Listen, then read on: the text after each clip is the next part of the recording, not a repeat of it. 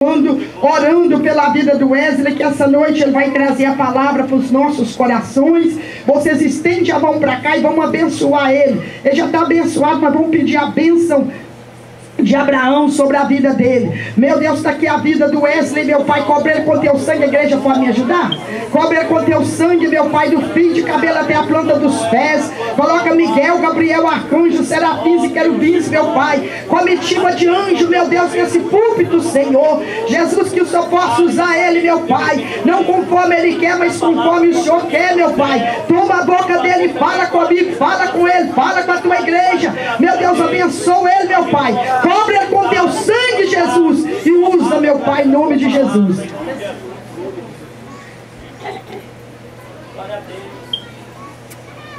Amém. Senhor, igreja.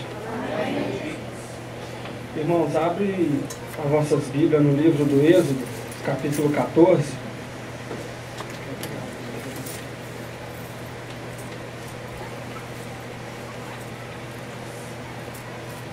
Livro do Êxodo, capítulo 14. Eu vou estar lendo do versículo 1 até o 6 e depois o versículo 14. Amém? Diz assim: Deus anuncia a ruína dos egípcios.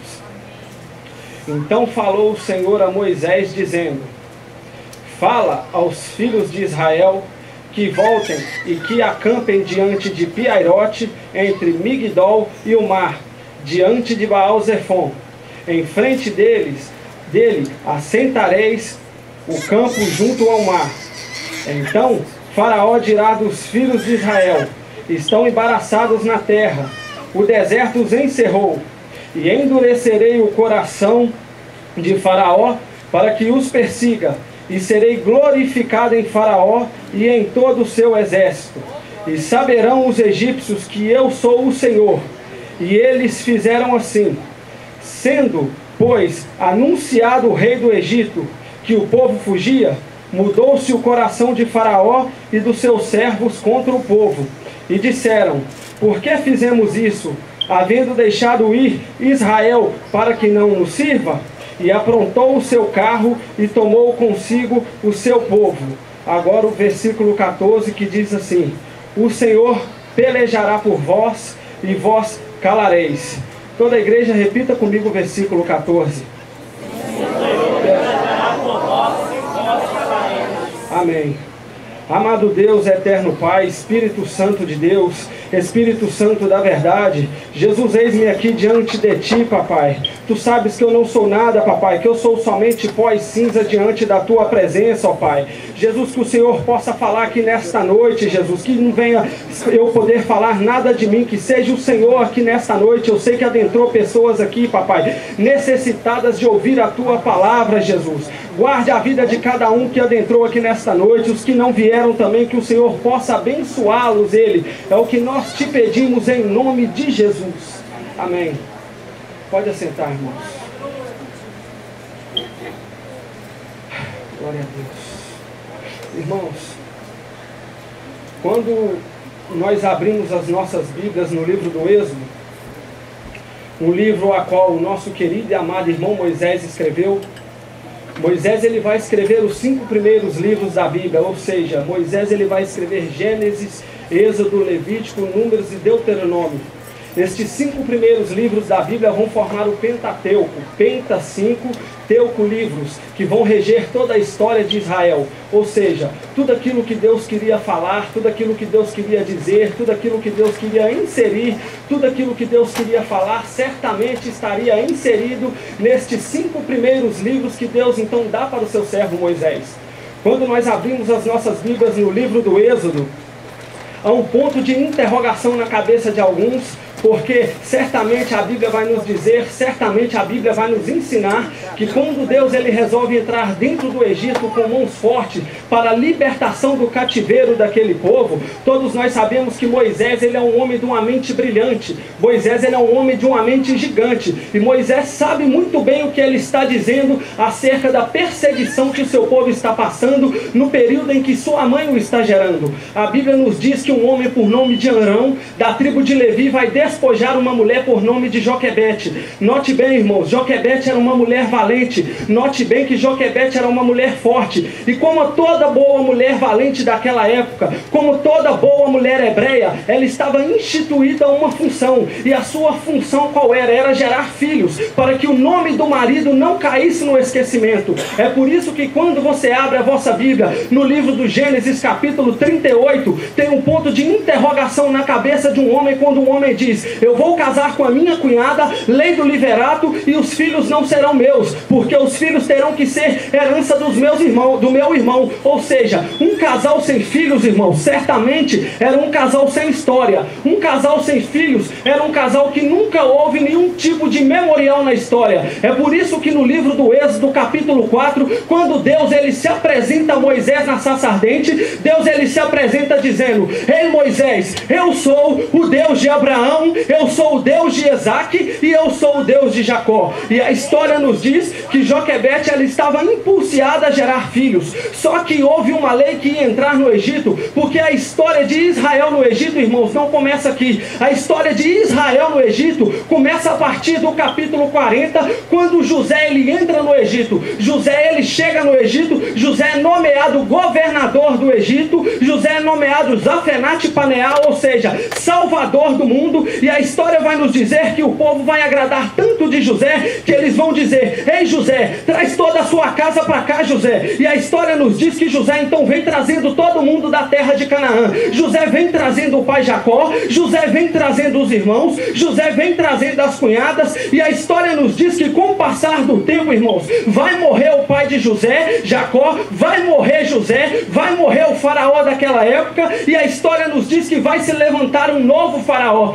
E aquele novo faraó que se levanta não tinha nenhum tipo de compromisso com José, não tinha nenhum tipo de trato com José. E a história nos diz que um dia aquele faraó resolve fazer um cesto no Egito, resolve fazer um balanço no Egito, e aquele faraó nota que o povo era populoso, que tinha muitos hebreus, ou seja, muitos chamados de José. E aquele faraó diz: ei egípcios, esse povo é poderoso, esse povo é forte, e se esse povo resolver se voltar contra nós, não vai ter para nós egípcios, não vai ter para nós. E a história nos diz que faraó então manda tacar fardo pesado naquele povo, taca trabalho pesado neles, dobra o trabalho para eles. Para quê? Para que os maridos pudessem chegar em casa cansados à noite e não coabitassem com a esposa, ou seja, não gerassem filhos. A intenção de Faraó era fazer aquele povo parar de crescer. E Faraó diz: taca fardo pesado, dobra o trabalho daquele povo. Mas Moisés diz: e quanto mais Faraó os afligia,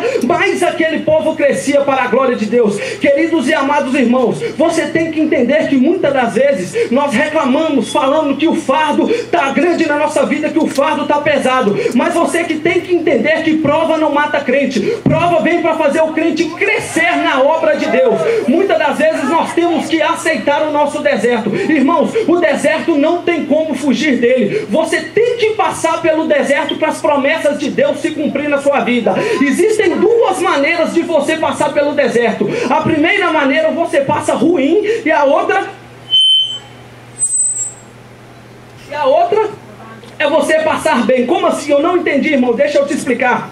A maneira de você piorar o seu deserto é você passar pelo seu deserto murmurando, questionando a Deus. Quando você está no vale, você começa: Deus, eu não estou aguentando isso. Deus, eu não aguento mais essa prova. Deus, o que está acontecendo? Deus, eu não preciso passar por isso. Isso simplesmente, irmãos, você está piorando o seu deserto. E a outra maneira de você melhorar o seu deserto é você passar glorificando a Deus, como José fez. Irmãos, José foi lançado na cisterna, José foi colocado na cadeia, mas José não blasfemou contra Deus, José não questionou contra Deus. José aceitou o seu deserto e disse: eu estou na cisterna, mas Deus está comigo. Eu estou na cadeia, mas Deus está comigo. Entendam uma coisa, irmãos, o perfil psicológico de José deixa Satanás completamente desorientado. Você quer ver José dar um tapa na cara do diabo? O diabo arma para José, pera aí, eu vou armar para esse rapaz agora, eu vou armar para ele, vou jogar ele na cadeia, eu quero ver ele ficar glorificando esse Deus dele, vou lançar ele na cadeia, eu quero ver se ele não vai murmurar contra Deus, e José não murmura, irmãos.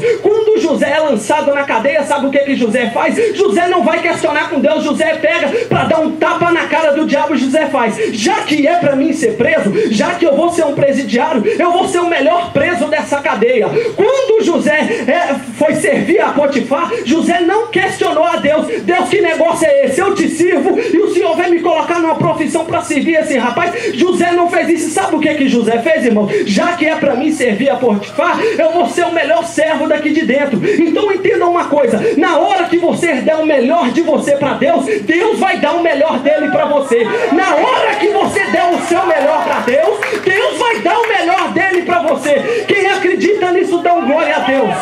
Aleluia. Aleluia, glórias a Deus. E a história nos diz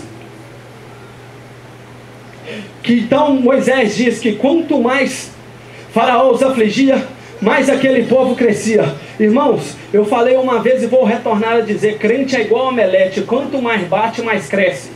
Quanto mais tentar te oprimir, mais você vai crescer para a glória de Deus. Faraó, então, ele nota que a sua tática foi falha. Então Faraó lança uma nova tática, manda matar todos os meninos recém-nascidos. Mate todos os meninos homens que nascerem. A história nos diz que Joquebede estava grávida. Imagino eu, a barriga de Joquebede crescendo, e junto com a barriga de Joquebede crescendo os comentários: olha lá, vai ter que viver uma vida de jejum e oração para ser uma menina, porque se for um menino vai ficar pouco tempo. Vai ter que orar para ser uma menina, porque senão vai durar muito tempo. Os dedos de seta apontando lá: não vai durar muito tempo. Não vai durar muito tempo porque vai ser um menino. Assim mesmo é no nosso ministério. É Deus começar a levantar, tem uns dedos de seta que apontam e fala: olha lá, não vai durar muito tempo. Só que entenda uma coisa, irmãos: quando Deus levanta, não tem inveja, não tem macumba, não tem fofoca, não tem calúnia, porque Deus é fiel para cumprir. Aleluia. Glórias a Deus. A história nos diz que Joquebede então dá luz àquela criança. A história nos diz que Joquebede vai conseguir esconder o pequeno Moisés num período de 3 meses, irmãos. Num período de 3 meses, os seus irmãos Arão e Miriam vão passar mel na boca da criança, vão cantar para abafar o choro da criança. E a história nos diz que com o passar do período desses 3 meses, ela não consegue mais esconder o pequeno Moisés. Então ela pede a Deus uma estratégia, e Deus sim dá para ela uma estratégia. Deus ordena a ela que ela faça uma cesta de juncos para colocar o pequeno Moisés. Irmãos, antes do pequeno Moisés ser colocado no rio, eu entendo uma coisa: a história nos diz que a filha de Faraó, ela estava se banhando na parte alta do rio. Ou seja, quando o pequeno Moisés foi colocado no rio, a tendência do cesto era descer para a parte baixa do rio. Ou seja, a sentença de Moisés ali era morte. Só que muitas das vezes o coveiro já pode estar com a cova aberta, a terra já pode estar aberta, mas quando Deus entra na cena, irmão, quem tem promessa de Deus não morre não. O governo não trabalha, a terra não engole, porque Deus, ele é fiel para dar livramento àquele que ele tem promessa. Glória a Deus, aleluia.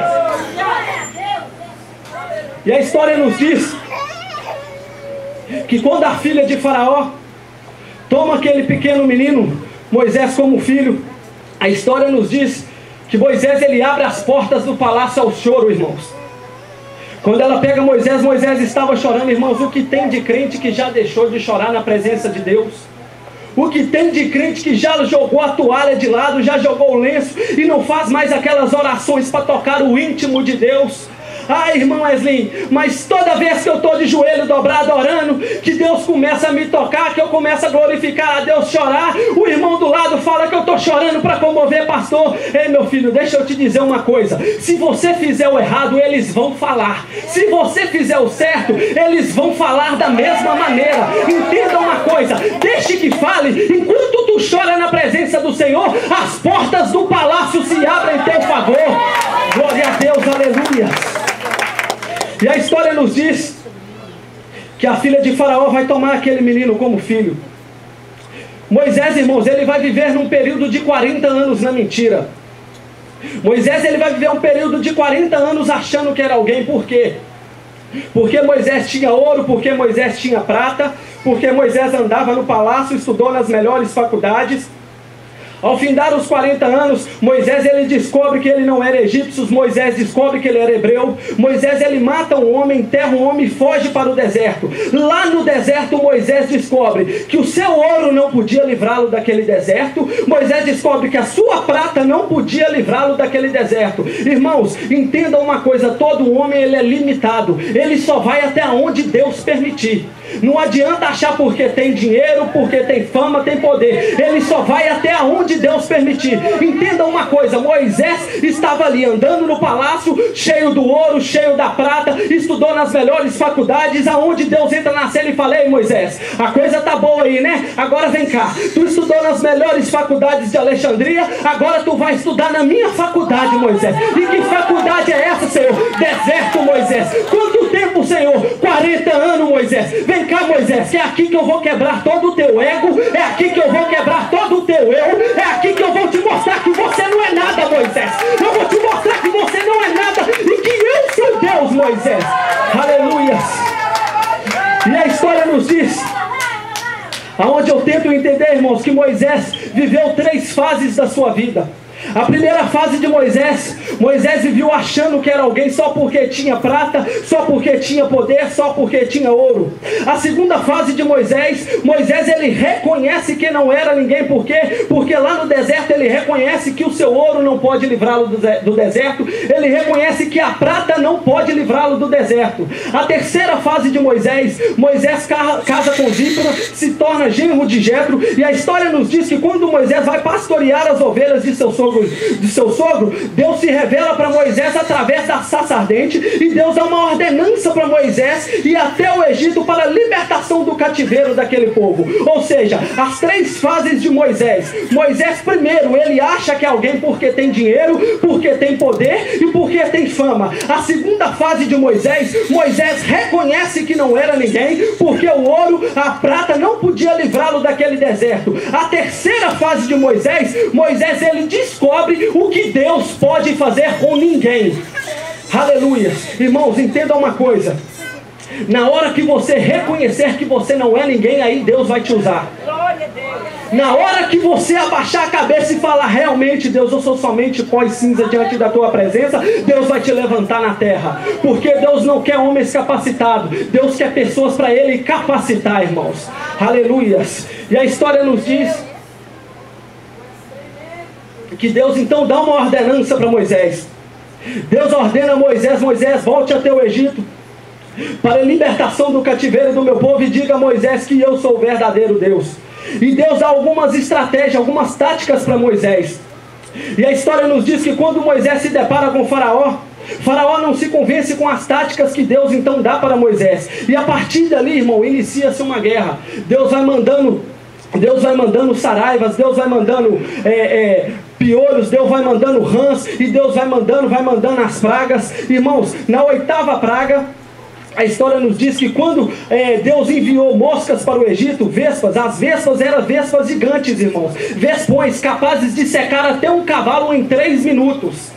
E a história nos diz que Faraó não se convencia, e na 8ª praga, Faraó resolve fazer uma proposta para Moisés. Faraó vira para Moisés e diz: ei Moisés, você sabe que o negócio aqui está desse jeito, eu preciso dos hebreus para fazer tijolos. Irmãos, o povo hebreu ele vai entrar na história fazendo tijolos. E Faraó fala: eu preciso do povo para fazer tijolos, vamos fazer o seguinte, Moisés, Deus não quer adoração? Vai você, Moisés, vai os homens da casa, caminhe numa caminhada de 3 dias, grite a Deus, clame a Deus, sacrifique a Deus, mas deixe aqui mulheres e crianças e depois retorne ao Egito. Moisés então vira para Faraó e diz: não, nós não vamos fazer isso. Então Faraó faz uma segunda proposta para Moisés: Moisés, vai você, vai os homens da casa, vai as mulheres da casa, vão na caminhada, grite a Deus, clame a Deus, mas deixe aqui as crianças e depois retorne ao Egito. Moisés diz então: não, nós não vamos fazer isso. Irmãos, o que tem de pai e mãe saindo do Egito e deixando os filhos lá no Egito? O que tem de pai e mãe saindo do Egito e deixando os filhos lá no Egito trabalhando para Faraó?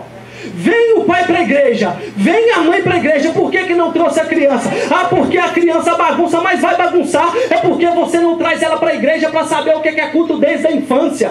O pai está na igreja pagando o preço, a mãe está na igreja pagando o preço, mas quando vê a filha andando na rua, nem reconhece que é filha de crente. Dá vergonha até na gente que é ser humano, imagina em Deus.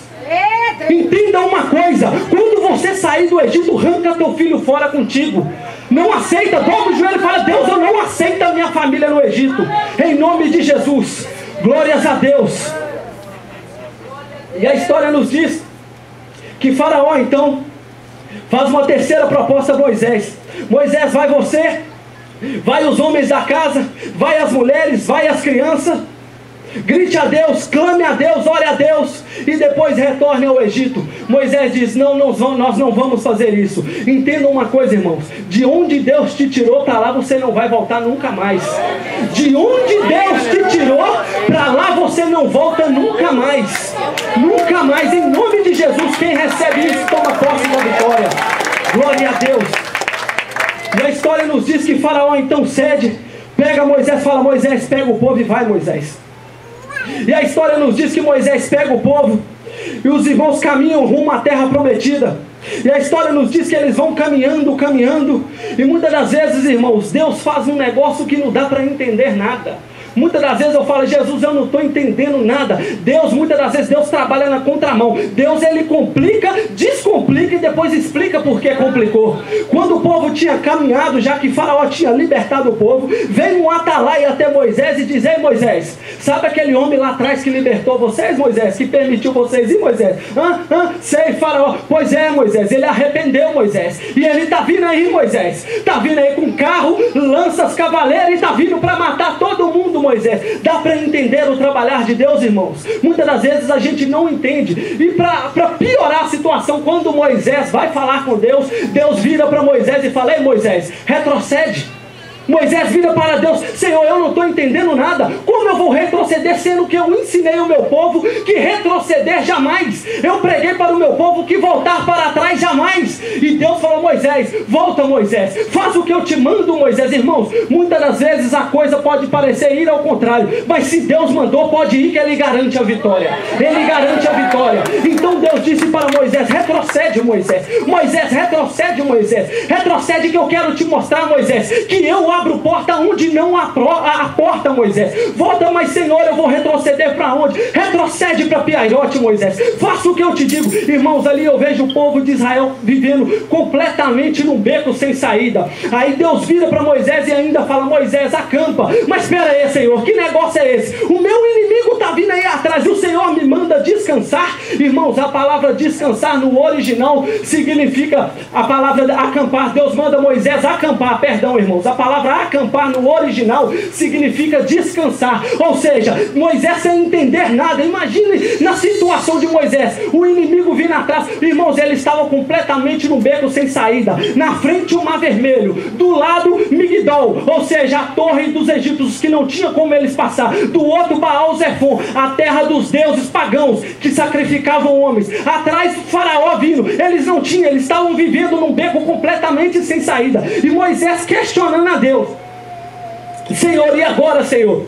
Senhor, muitas das vezes, irmãos, antes da gente querer questionar a Deus, tenta entender o ponto final da história. Deus, Moisés, Senhor, e agora? O meu inimigo está vendo. E Deus: Moisés, calma, Moisés, calma, Moisés. Moisés, se tu puderes ver, Moisés, o que eu vou fazer, Moisés? Moisés, espera mais um pouquinho, com paciência, Moisés. Moisés, eu não posso abrir o mar vermelho agora, Moisés. Deixa o teu inimigo chegar mais perto, Moisés. Irmãos, se Deus abrisse o mar, antes dos egípcios chegarem, ia ser simplesmente história. Os egípcios iam ouvir da boca de terceiros. Deus falou: ei, Moisés, se eu abrir o mar vermelho agora, os egípcios vão ouvir da boca de terceiros, e eu não quero que eles ouvam da boca de terceiros. Eles vão ter que ver, Moisés. Eles vão ter que ver o que eu vou fazer ao teu favor, Moisés. Eles vão ter que ouvir, Moisés. Moisés, espera mais um pouquinho, Moisés. Deixa o teu inimigo chegar mais perto. Deixa o teu inimigo te afrontar. Muitas das vezes, irmãos, nós não entendemos porque Deus permite o nosso inimigo chegar tão perto. Porque o teu inimigo vai ter que ver. Ele não vai ouvir falar, ele vai ter que ver Deus abrir o mar vermelho a teu favor.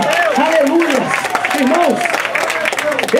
Deus, ele é estrategista e especialista em honrar crentes fiéis na presença dos teus inimigos. Eu quero citar 2 exemplos dentro da Bíblia. Irmãos, José foi lançado na cisterna, José foi lançado na cadeia, e o que aconteceu com José depois? José foi nomeado governador do Egito. Irmãos, eu já vi muito político sair do poder e ir para a cadeia. Agora um preso ir direto para o poder, eu nunca vi isso não. Isso é coisa de Deus, é só Deus que faz isso mesmo. A outra história que eu queria falar, irmão, todos nós conhecemos Davi.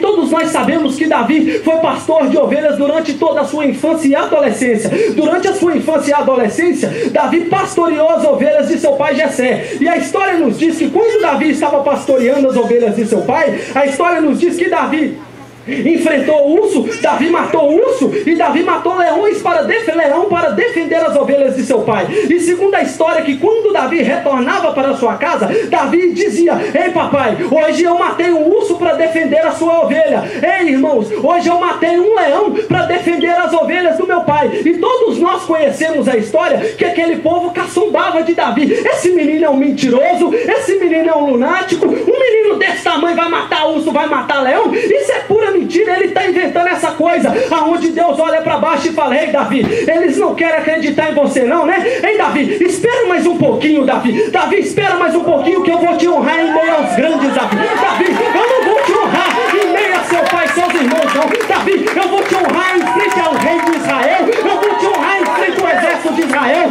Espera mais um pouquinho, Davi, espera com paciência no Senhor, Davi. E a história nos diz que com o passar do tempo, Davi foi para onde? Ao lado do rei Saul. E a história nos diz, irmãos, que apareceu um tal de gigante Golias na cena, um gigante afrontando todo mundo, afrontando um Saul acovardado, um exército todo retrancado, e o gigante Golias chegou se achando: como é que é, Saul? Não tem homem aí nesse exército para me encarar não? Eu quero um homem para brigar comigo. Cadê os homens desse exército aí? Aonde Deus olha para Davi e fala: aí Davi, eu não te falei para você esperar? Eu não te falei para você esperar que eu iria te honrar em meio aos grandes, Davi? É agora, Davi, é agora, Davi. E o gigante Golias se achando: cadê os homens desse exército para me encarar? Eu quero um homem aí, Saul, para vir cá brigar comigo. Onde Deus se levanta do trono, olha para baixo: peraí, gigante, como é que é? Não tem homem não? Eu vou te mostrar, eu vou mandar um menor, eu vou mandar um menor. Vai lá, Davi, e arrebenta! E mostra que eu sou Deus, Davi, que derruba o gigante, que te livro da cova dos leões, e sou o Deus que abre o mar vermelho. Ei Moisés, não temas, Moisés, espera mais um pouquinho, Moisés, que se você puder ver o ponto final da história, Moisés, o teu inimigo vai ter que contemplar, Moisés. Eu vou te honrar em meio a isso tudo, o meu nome será glorificado, Moisés. Irmãos, Deus abriu o mar vermelho para o povo passar. E o interessante, que o diabo ele é tão astuto, que o diabo ele tentou pegar carona nos milagres de Deus. Opa, o mar está aberto, agora é só nós chegar e passar. Irmãos, entendam uma coisa: a porta que Deus abre, Ele abre é para os servos dele. A porta que Deus abre é para os servos dele. E o diabo vem atrás tentando pegar carona nas promessas de Deus, aonde Deus olha para baixo e fala: ei diabo, pera aí, eu botei a mão no mar, segurei o mar para o meu povo passar, agora eu vou tirar a minha mão e segura aí para o teu povo que eu quero ver. Segura aí que eu quero ver, Satanás. Segura aí. Irmão, esse Deus nosso não tem, irmãos, não tem. Irmãos, o povo chegou do outro lado, o nome de Deus foi glorificado. Entendam uma coisa, irmãos: se o teu inimigo está te afrontando, deixa ele te afrontar, que ele vai ter que ver, vai ter que engolir seco. Deus abriu o mar vermelho em teu favor. E eu queria liberar uma palavra profética aqui para todos aqueles que saíram do Egito. Irmãos, de onde Deus te tirou, para lá tu não volta nunca mais. De onde Deus te tirou, para lá tu não volta nunca mais. É daqui pro céu, quem recebe essa palavra, dá glória a Deus em nome de Jesus. Eu agradeço a oportunidade em nome de Jesus.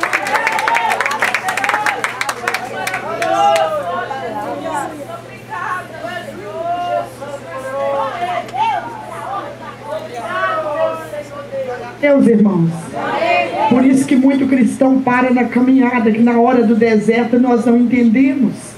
Aí o diabo começa a jogar seta na sua mente. Por que você está passando por isso?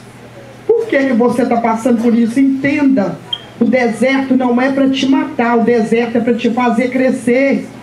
No momento do deserto você glorifica. No momento do deserto, não vire as costas para o Senhor, porque no momento do deserto é que Deus vai te aprovar. E se você no momento do deserto falar, Deus não vai fazer nada para mim, voltar lá para o Egito, irmão, e aí a sua vitória, onde vai ficar? O dia que você resolver voltar, você vai começar lá no final da fila. Deus trabalha na contramão. Nós não conseguimos entender a maneira que Deus faz. Nós estamos esperando a vitória do lado esquerdo, ela chega do lado direito. Nós estamos esperando a vitória vir de baixo, ela chega de cima. Irmãos, Deus é fiel. Deus, irmãos, Ele nunca falha. Ele nunca, meu irmão, vai te deixar ficar envergonhado ou confundido.